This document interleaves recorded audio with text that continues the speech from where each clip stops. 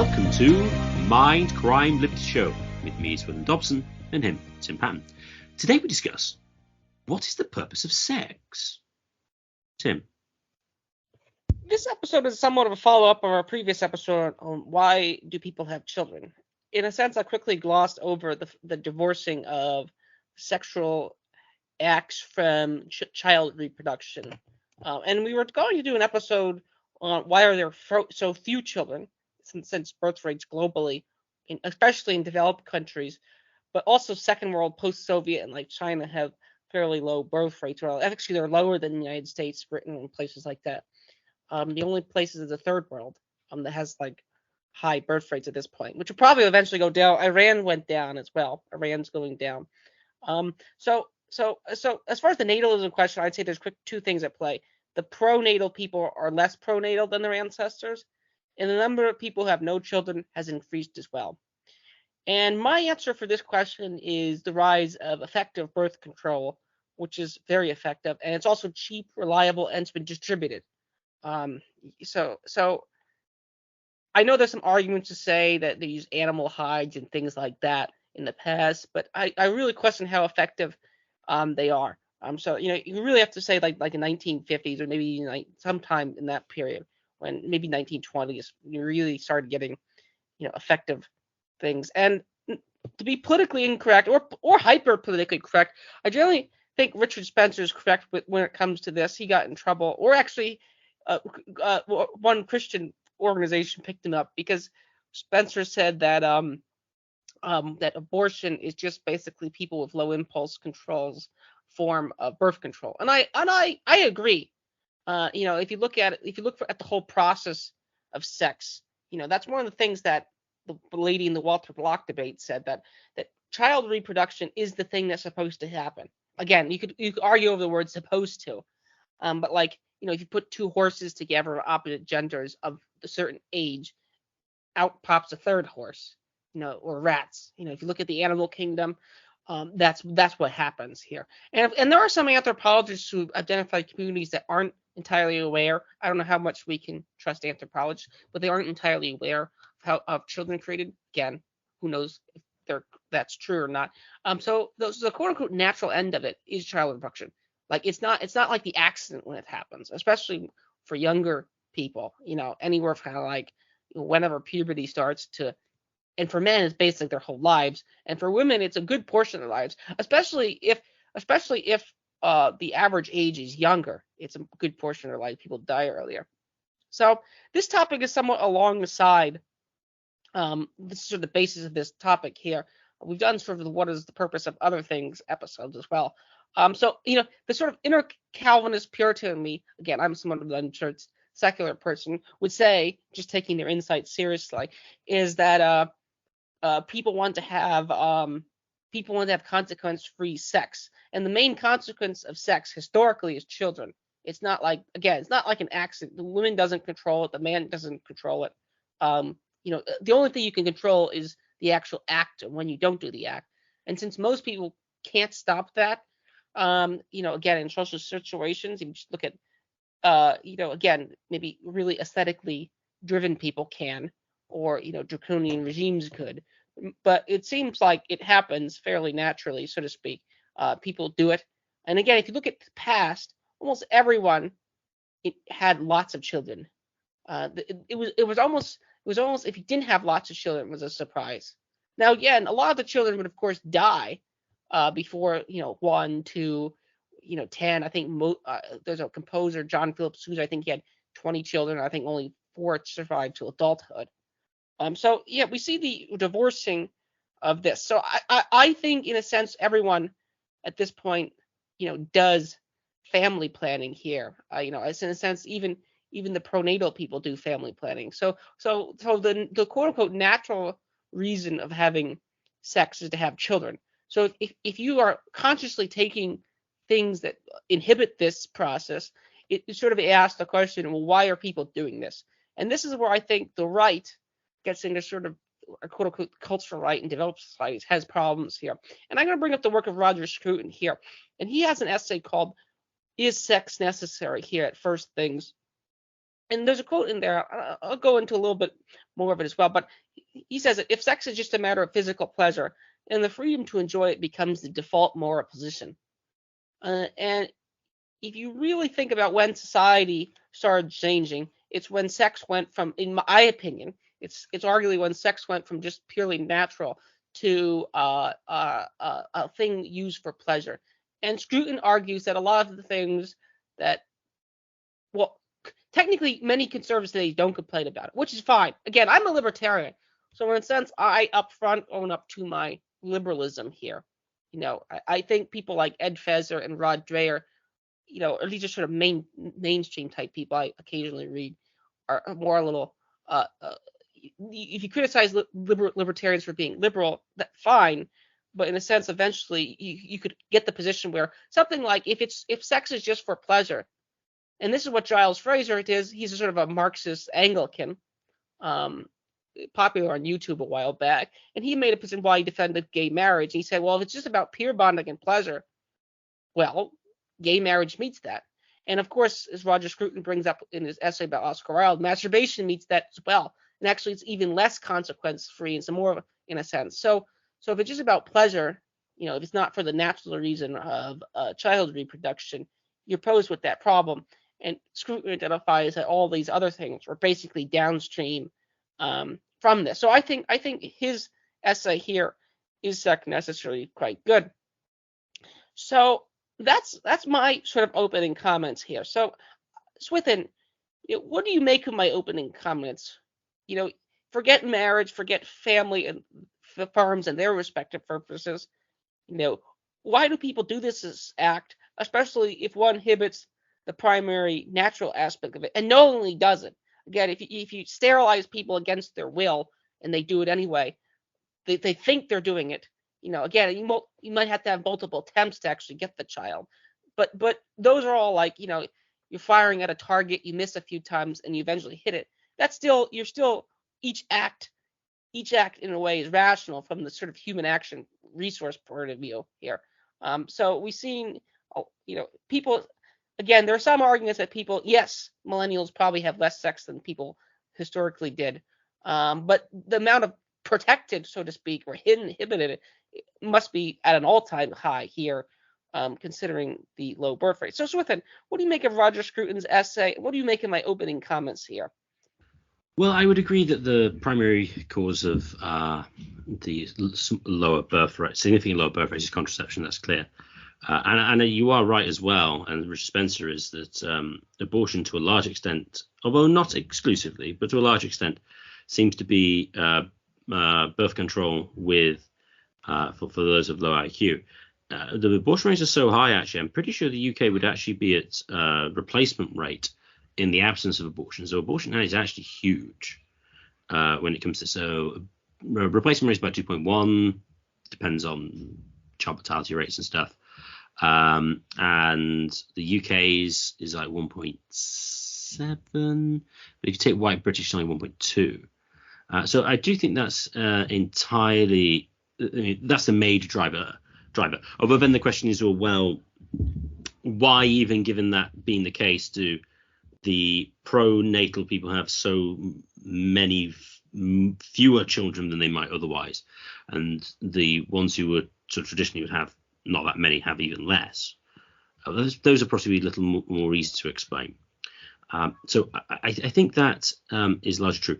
On the sort of purpose of sex, I mean, you can take a few different views on that. You could say, well, it doesn't have any purpose at all. It's just whatever you make it.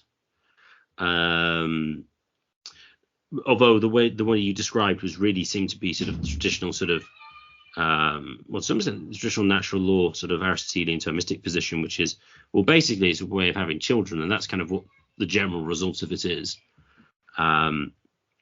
So you mentioned Giles Fraser, and he defended gay marriage because it was just sort of peer bonding and pleasure.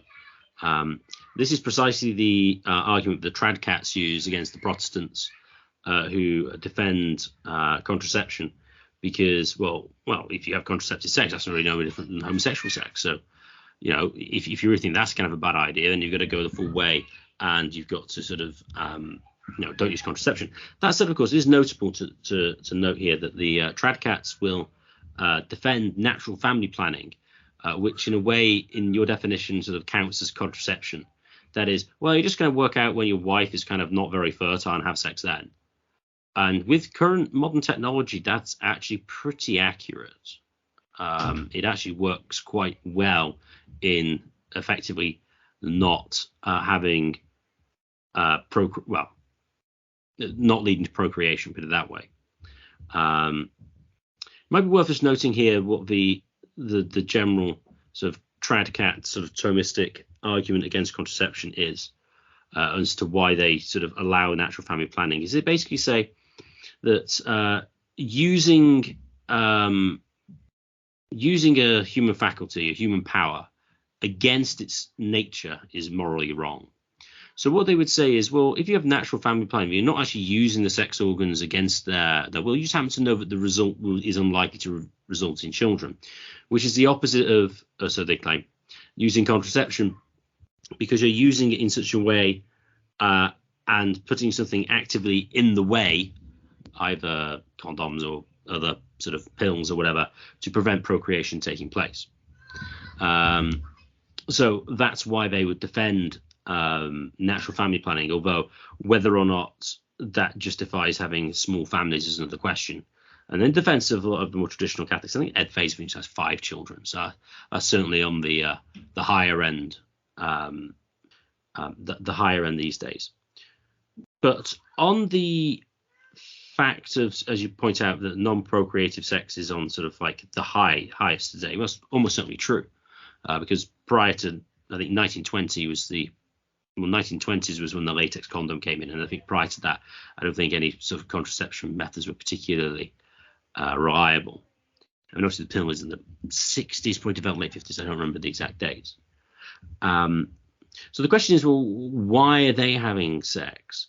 Well, it could be for pure pleasure, although I do think, as Roger Scruton points out, that I think whilst a lot of it can be sort of quote unquote recreational, I do think there is the sort of quote unquote peer. Well, he just say that you could make this defense on a utilitarian basis that, well, sex is just for pleasure, but it has all these additional benefits of sort of peer bonding and stuff. And I think that's true. I think a lot of people tend to have sex with those people who they have some sort of connection with, although obviously one night stands, etc. Although to what proportion they are of the total amount of sex is not obvious. As you said, the millennials might have less sex, and that's probably because they married later. And this is where sort of like the influence of culture comes in. You get the impression that anyone who's married doesn't have any sex. It's what happens outside of marriage, because when you're in marriage, it's sort of frigid and sort of it's all really bad. I mean, that's notable with Game of Thrones, for instance. Nobody really has any sort of normal sexual relations with their wives. Marriage is generally portrayed in a very bad light. But if you're not married or at least common law married, having access to regular sex is not necessarily straightforward, which is kind of obvious if you think about the logistics of it. So I do think a lot of it is for pleasure, and that's certainly the case in the recreational stuff. But the question arises, to what extent are people just in it for the recreational aspect? And why that's the case. And I think in general, I suppose you could argue that related to sort of like the animal instinct, you could argue, at least it's common amongst the animals, but there is a sense that someone wants to be sort of joined to the other.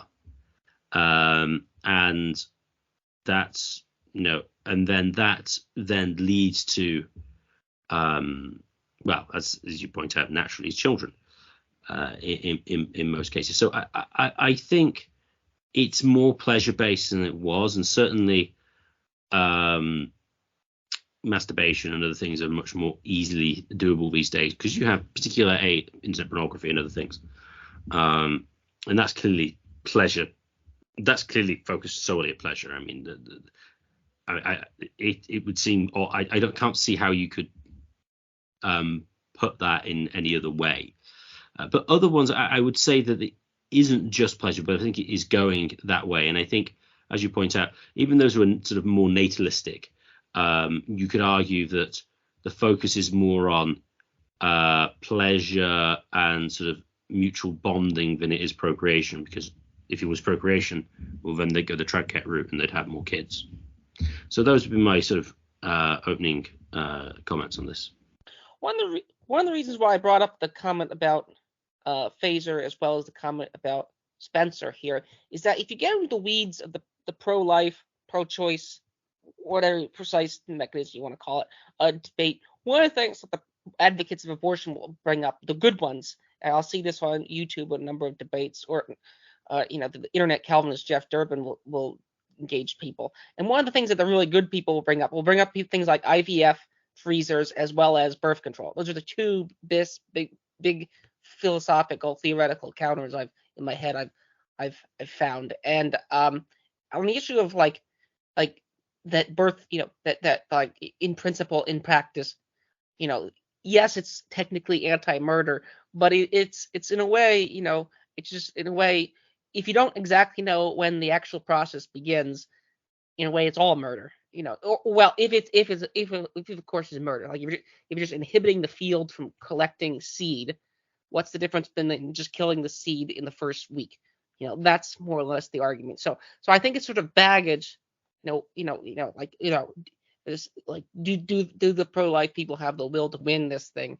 And I think I'm suspicious of it for that reason. Now, of course, you are right that still leaves a huge number of them. I think it's worth pointing out there's just sort of level of other action here, which is sort of upstream from this, where people who straightforward don't want children just yet want to do this act in advance know it, and in practice that's more like what is actually occurring. People who are unsure or low impulse control or don't have access to the medication that would inhibit it, or easy access to it.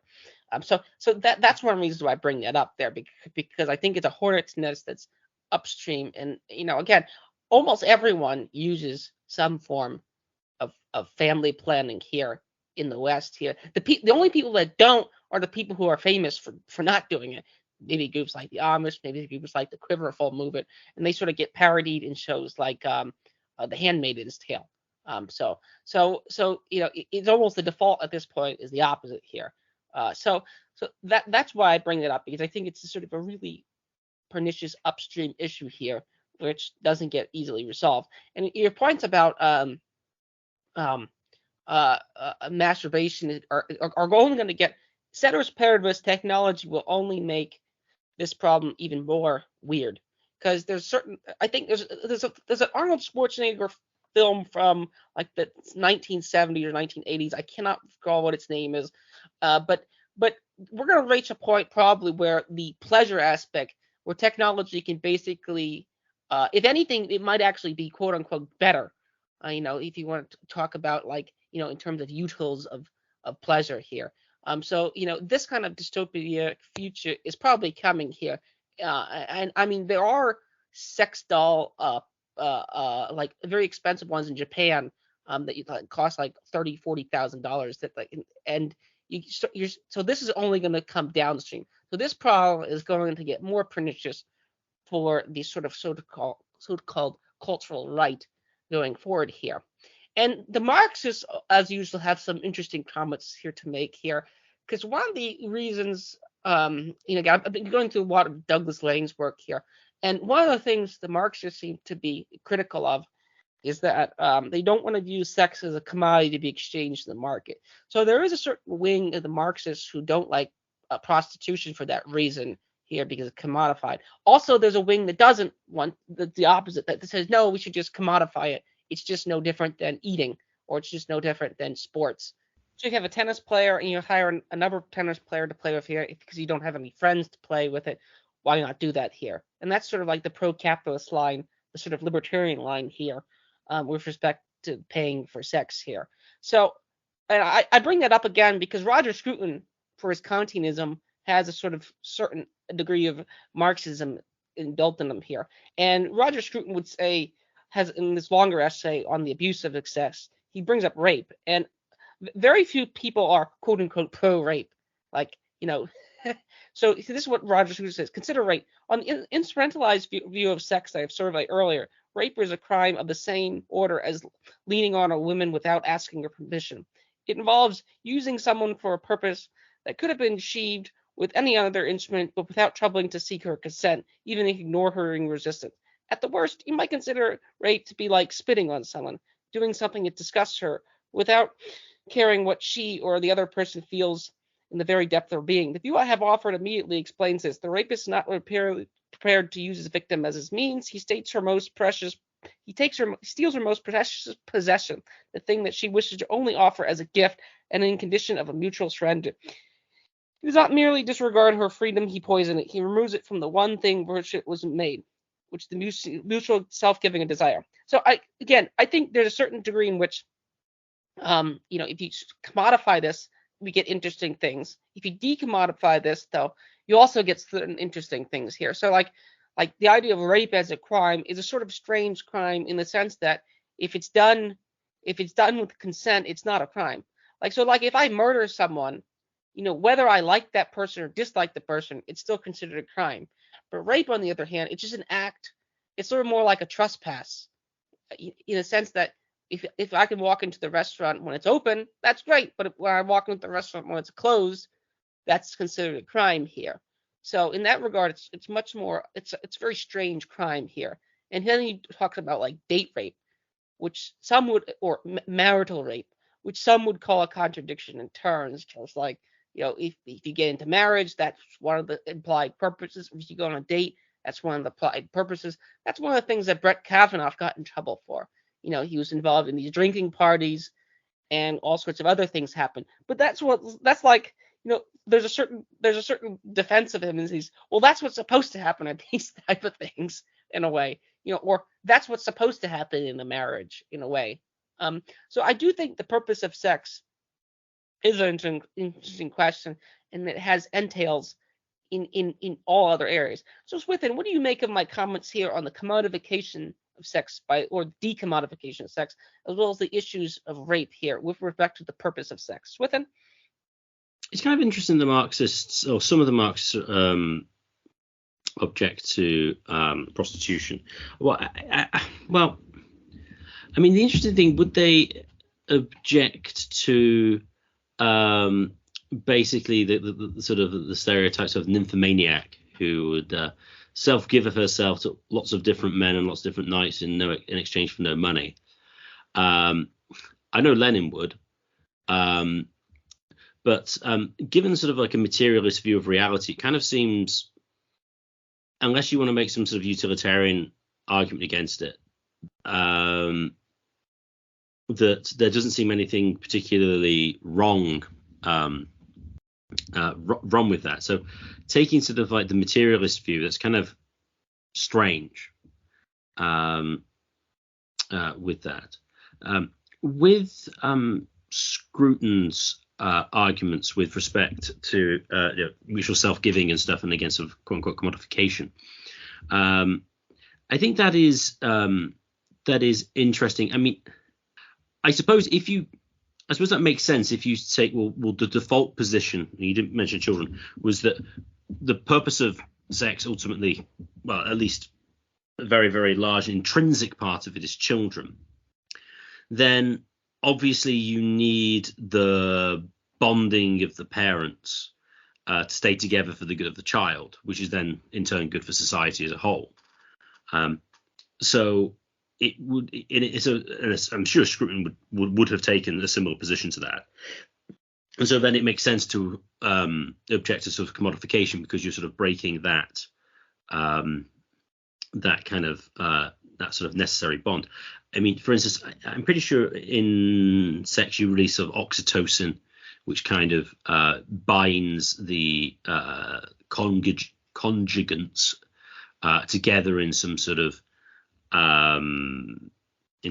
way. There was an experiment I read about how basically husbands will find their wives more attractive than sort of any other sort of equally, I can't remember how they did the experiment, so equally attractive women.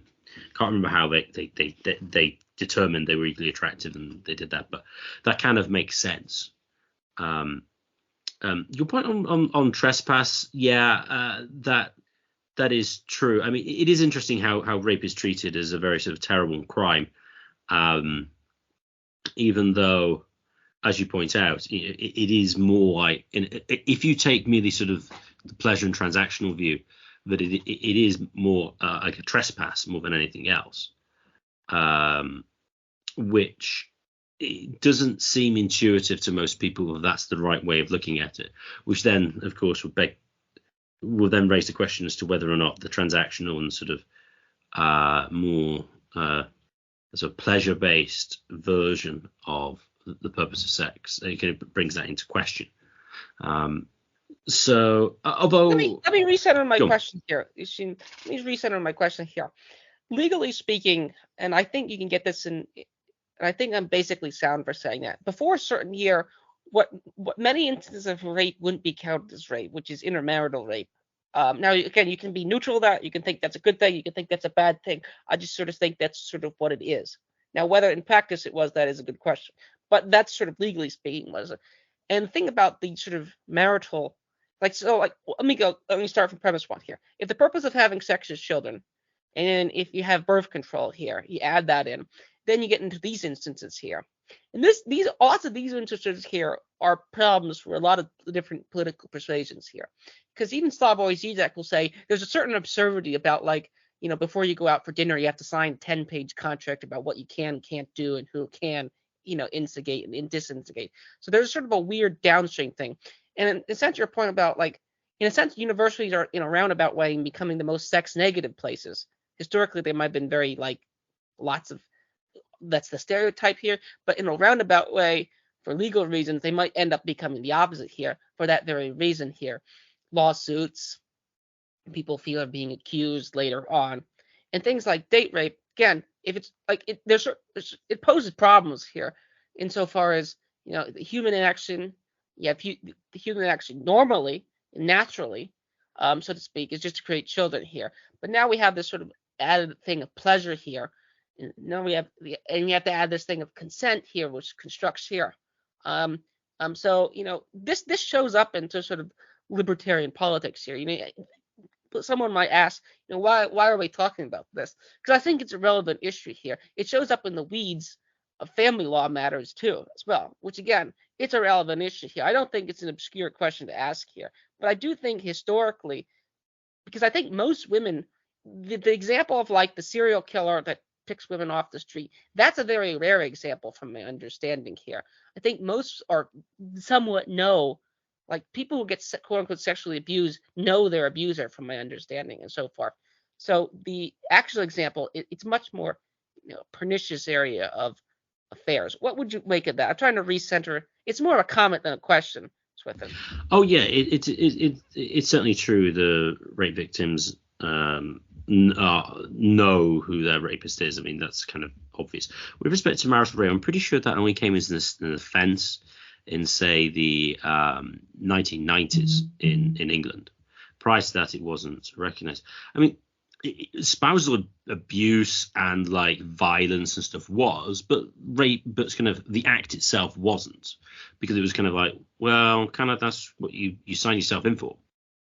And I think that's what a lot of the sort of university campuses and signing loads of documents and what you can and can't do, I think is basically because it's been unmoored from sort of more traditional sexual norms, in that I think if we take, and I think, as you've mentioned a couple of times, the default position is children, and irrespective of to what extent you try to play against that, you're going to say playing against your nature. And so related to that then is that you'll kind of want to be on intimate and good terms with the father, even if there isn't a father. And so the whole sort of package makes sense in the context of pair bonding and children. And anything that sort of violates what would be sort of an archetypically good sort of marriage in that respect is kind of bad in a way. And so if you and so in a sort of more traditional sort of, you're married, have sex. Oh, okay, that's fine. Because you kind of have the basis of sort of hopefully trust, sort of financial security, and the legal recognition that you have sort of obligations to each other. And as you said, the family law is relevant here. But that kind of provides a basis on which sexual activity can take place in sort of like a well-ordered environment. Once you get out of that, then it's kind of like trying to have sex with, but then trying to prevent all these sort of negatives that would arise if sort of like the guy just disappears, etc., etc. And then you get the problems of, what constitutes consent? It's kind of obvious, like you get into a marriage, you go, I do, yeah, okay, consent. That's kind of straightforward. And the consent is kind of outside the moment, because that's one of the problems with the whole consent stuff with sex is, well, when does consent go? It's like, can I put my hand on your back? It's kind of like, well, it kind of doesn't work like that. And so in a way, having consent outside the event is kind of weird in a sense, because it kind of doesn't correlate with the prelude to sexual activity in general. So yeah, you do get Christian. And then on campuses, although what I would say though about campuses in general is it wasn't most of the men on campus who were getting sex. It was the jocks that were, and the sports types, and a lot of the relatively attractive women, or even the average ones. But the sort of beta male who was nerdy and had a sort of a bad complexion, he wasn't going to get anything. And that's what you see with the sort of the changes of the sexual marketplace, is the sort of not particularly sort of plain, not particularly attractive, but well earning mid-range sort of male figure is significantly less attractive now than he was historically, because the advantages he can provide females is much lower than it was because of the welfare state, for one thing. Females can earn themselves in the marketplace, so women can sort of ride, quote unquote, the cock carousel with the chads, and then till she's sort of over the hill a bit, it's like, I want to settle down now and find some lame beta male who'll just do what I tell him. So that's sort of how the sort of sexual marketplace has changed since probably the 60s. One of the things within that Scruton makes is, and I think this is a sort of standard argument, is that sex still remains, and this was comments about rape here, and that's also why I brought the Doug Lane comments here, is that sex remains a somewhat of a taboo in a way, but Nietzsche has the comment about the idea that no one there's a myth out there, and that everyone sort of forgot the myth.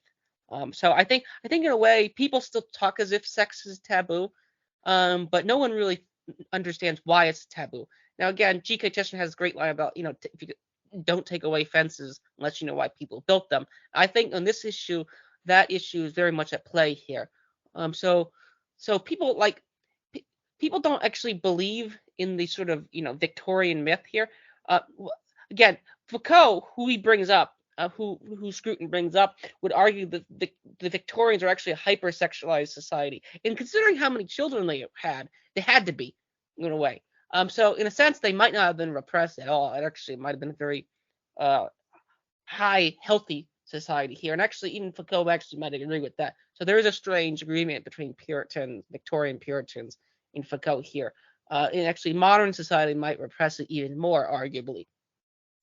But the amount, the thing that Scruton brought up here was with the desacredization of sex here is one of the central issues, I think, of our time here. And the question is, will this happen? There's some arguments, as I say with the Marxists, suggest that it will happen. That there would just be another commodity. It's no different than eating. It's no different than playing sports. It's no different than manufacturing computer chips. It's just another thing people do. There's other argument that says, no, this is an area of human affairs that is something else that should be kept aside, that shouldn't be done everywhere, that shouldn't be brought around. So my question here for you, Swithin, is which track will it take? Now, of course, you could argue, well, they'll probably go both ways here. But I think in a way the middle ground is sometimes the hardest ground to defend on this. And as I brought up with campuses here, I think the one position will be that they'll just sort of shut this down. It'll sort of go back to that. And your points about who actually gets it is entirely true is correct as well. But as far as the two roads here, more sacralization, because in a way, rape is not like unless they actually beat the woman, there's no physical difference between what it is, especially marital rape. There's really no physical damage, so to speak. It's sort of all internal here. So like if you want to decriminalize things, in a way, think of things you could decriminalize here.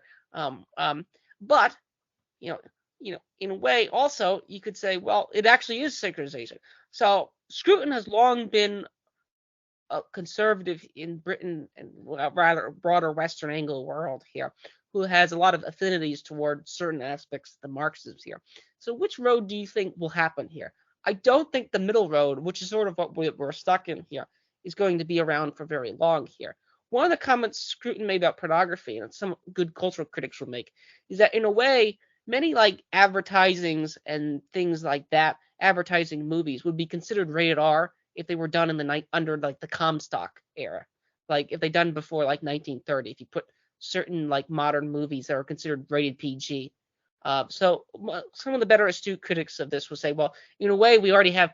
If you're criticizing pornography, in a way, you should criticize a lot of other things, and just common advertisements and things like that. That sort of are already awash, so to speak, in the culture. So which road do you think will be taken here about the sacralization? And do you also agree that the middle road seems to be the most, dangerous here? Swithin?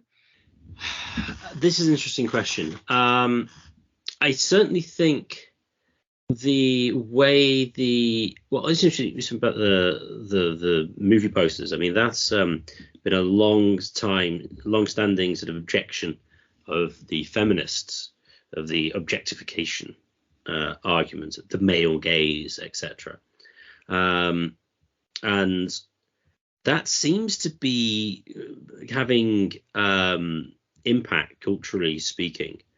I mean, in the computer games market, for instance, the players are complaining that basically the characters who were previously quite feminine and attractive are now just sort of like really plain and sort of slightly masculine, because otherwise it would be sexist. So it is interesting to see whether or not one could go back. As you pointed out before, I mean, the development of like additional aids and sort of VR and stuff, I think aren't going to go away, and that's going to mean it's kind of liberated in that sense. So I think that will probably continue, but the question is how widespread it would be. I still think, I suppose I'm arguing the middle ground to some extent. I still think that you're likely to have people who consider it should be predominantly a private thing, except for the reasons I've outlined before. It's a sort of it's sort of like a very sort of private event, and has a sort of social significance in children and raising their. I'll quickly insert a slide here. Interesting, like in the heyday of East Germany and the Soviet Union, there's East German bathrooms, and they were entirely public. Like, so there are no stall boundaries here. Actually, the historical Roman baths had the same sort of setup here. Like, they were entirely public insofar as people would just en masse shower or en masse defecate roughly in the same area, and everyone could see everything. And again, Trump got accused for locker room talk here. So there's also that aspect at play here. But the sort of privatization of all like matters associated with genitalia, I'll say, is an interesting phenomena here in the West. That might be something unhistorical here. So the comment about the bathrooms is the main thing I was bringing up. Well, I think that's slightly different because I think if you look at those as sort of exclusively male spaces or single sex spaces, and there was you've got to make a distinction between communal nakedness and sexual activity. Now, I'm not saying that couldn't have taken place there. My Roman history, which I was Todd might know. Sean would know. As to what would happen there. And certainly, in the Roman period, there was orgies and stuff. But the default position was, well, it's kind of like a private matter. And then again, on those cases, that they were kind of justified as sort of feast days to various gods. So the Bacchanalian stuff, I think you're getting the right one here, or the Dionysian one in Greece. They were on sort of sacred and different days. They weren't supposed to be the norm. So whether or not you'll get so your question about the back to the feminist stuff and the posters, whether or not you'll go back to sort of like a position of like a pre sort of 1950s stuff. I mean, something like the Hays Code, where I think they didn't allow non-married couple, who characters who were in the film who weren't married to sit on the same bed and stuff like that. I don't think that's like that level is like to happen. I mean, you also got to think as well. I mean, the image is so ubiquitous now, and everyone can make their own. That I suppose that you could argue leads to more of a laissez-faire view on what could be depicted, just because more people can. Because I mean, you can't control it in the way you did before. I mean, when film cameras were really expensive, then it's going to be somewhat difficult to sort of, as it's much easier to control what's produced. So I think we're going to get a wedge in who's doing it. I expect, for instance, the marriage rates to continue to fall, and especially in more of the classic sort of quote unquote beta types to have less marriage than they would have done historically, and that's going to accelerate use of VR and other things. So I think that's definitely going to happen. That said, things could change. A war could change things. That would change norms and expectations and things. Now, whether it would change it back is another question. It's difficult to say. Although that said, we mentioned before the people who are having children, who would have children, have slightly less, and some people have none. You will get to a situation where an increasing proportion of the population who are more genetically disposed to having more children will have them, and then that's then likely to lead to more children taken.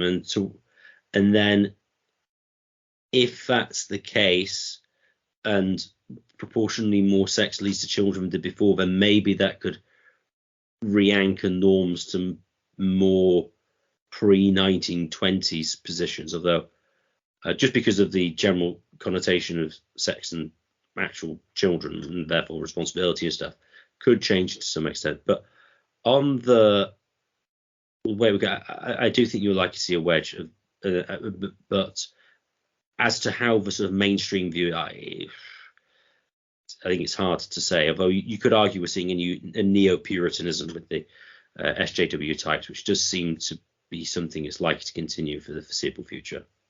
I find the neo-Puritanism on the left as, well, you could say it's funny or interesting, or you could say it's good. Any of those things could arguably be said, because like if you're against pornography, you should be arguably across the board, in theory. Now, again, you could go to the extreme and say you'd be covering up ancient statues here as well. So there's always extremes on these issues as well. But I do think that I do think culture in general has changed significantly since 1920.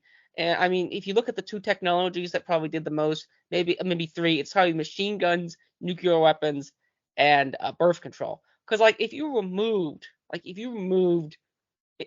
suddenly people stopped knowing how to make them, things would look radically different here very quickly here, because just the number of children that would quickly result here.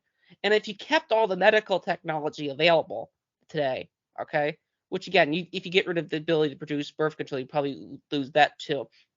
we have a population boom here of such a degree that it would be unheard of here. So I do think it's an interesting issue. I do think it affects almost everybody here. And one of the comments I made in Why Do People Have Children here is I said that, like, in developed societies, you have to make a conscious choice to do it. In the past, you could have sort of just bumble around and you just wind up married with children. Like, again, if the legal system is sort of like rails, if you think of the legal system as rails, the legal system would sort of force you into getting married.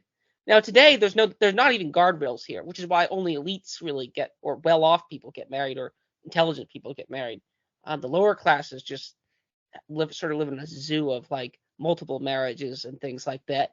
So if you think of the legal system as rails, it'll sort of force you into what is basically a productive social organization now again, you say, well, if you just be morally neutral on it, this just produced more people here. This just produced more successful, well-off, functional people here, this sort of system here. So if you think of a sort of social reproduction, you're just measuring systems here. The West in that time had a huge amount of population booms. Other societies, not so much. And again, I think if you sort of expand on Unwin's work and sort of think of it like on a more broad-based way, comparing like, which gizmo produces more gizmos here. So we get that thing. But the legal rails no longer exist here. And if you add in the technology here, the natural consequence no longer exists for many people. And if you add in the other things like abortion, the natural consequence also doesn't exist here. So I do think that's like one of the most radical differences of all times. Like if you went back to 1700, I think that would probably be the thing that'd be the most different here. Or if you brought someone from 1700 to here, they'd be much weirded out probably because how few people had children. Now again, they had few children, but they had a lot of births, and we know they had to have a lot of births considering the death rates and the infant mortality rates here. So I think that's why I wanted to do this episode. That's really my final comment here. I do think it's a radical change here. So Ethan, do you have any final comments on my comments? That's basically I would agree that the technological development is the biggest change, and if for whatever reason industrial society collapsed and condoms and the pill couldn't be produced, you are going to see a huge population boom. I mean, that's, well, a birth boom. Whether people survive or not is another question. Infant mortality, Ed Dutton argues, like 50% historically at certain times. So you're definitely going to get way more children because for whatever reason, humans are just not going to stop having sex. And now I'd like to thank everyone for listening. If you enjoyed this podcast, please share it with your friends and family, and please subscribe to us on Podbean on YouTube. The more subscribers we get, the higher we get in the search rankings. And if you'd like to contact the show for any reason, please contact us at mindcrimelibetyshow@gmail.com. That's mindcrimelibetyshow@gmail.com.